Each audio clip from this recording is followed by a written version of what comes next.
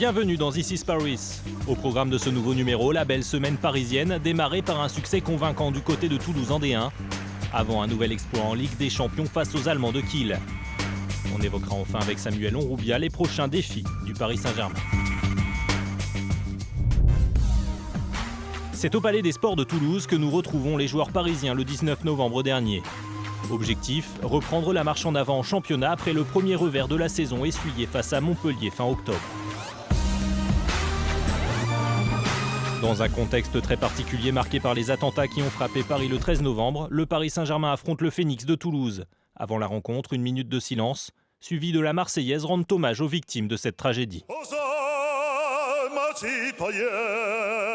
C'était un moment qui était vraiment fort en émotion. Moi, j'ai jamais vécu une Marseillaise comme ça, où j'avais des frissons de partout et j'avais des larmes aux yeux. Donc c'est vrai que c'était particulier. Après, il fallait bien se mettre dans le match.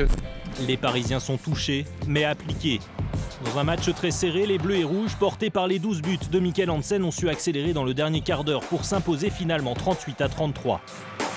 Sans rancune pour l'ancien entraîneur parisien Philippe Gardan aux commandes du Phénix cette saison.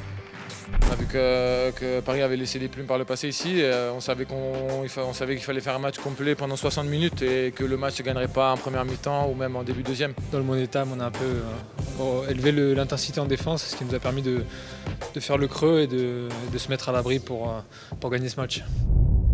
À Toulouse, les Parisiens ont remporté un succès important en vue de leur deuxième rendez-vous de la semaine à Paris, cette fois à Carpentier pour le match retour de Ligue des Champions face à Kiel.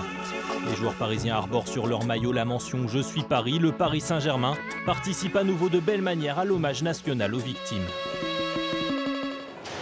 Les drapeaux bleu-blanc-rouge sont de sortie. Une Marseillaise vibrante, chantée a cappella par toute la salle, marque l'avant-match.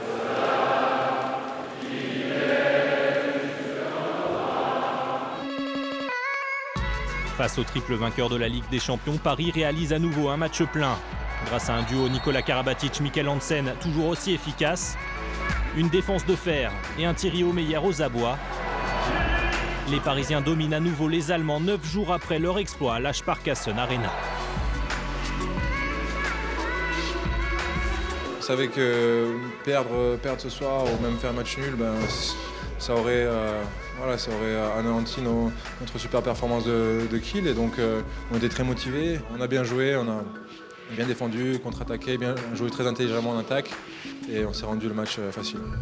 Terminons ce This is Paris en compagnie de Samuel Onroubia, content tout comme ses partenaires de retrouver Coubertin ce week-end, après plus d'un mois sans match dans le chaudron parisien. C'est notre salle, c'est chez nous, on s'entraîne ici tous les jours. On comprend qu'avec la Ligue des Champions et la salle qui n'est pas encore homologuée, on est obligé de faire avec et d'aller jouer à Carpentier, mais ça fait plaisir de revenir ici contre Créteil, de pouvoir rejouer dans notre petit chaudron et surtout de continuer à avancer dans le championnat. Enfin, est-ce que tu as une idée du nombre de buts que tu as inscrits en D1 jusque-là? En tout? Ouais. Aucune idée. Près de 700 buts? Ouais, c'est pas assez.